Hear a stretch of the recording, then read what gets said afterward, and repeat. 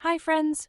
Welcome back to the Alphabet Adventure. Today, we're exploring the letter E. This is the letter E. E can make two sounds. A, like an elephant, and E, like an eagle. Today, we'll focus on A. Say it with me. A. Great job. Look.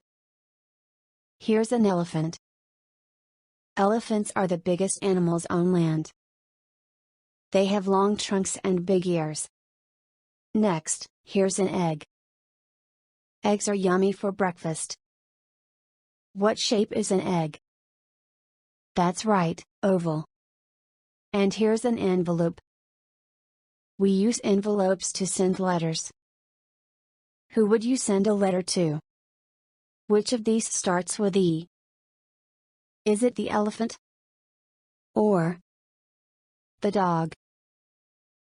That's right. Elephant starts with E. Elephant. Egg. Envelope. Let's pick up a book and read it now. Ellie the elephant eats. Ellie the elephant is hungry. She finds a big pile of green leaves. Ellie picks up the leaves with her trunk. Yum, says Ellie. I love eating leaves. E is for elephant.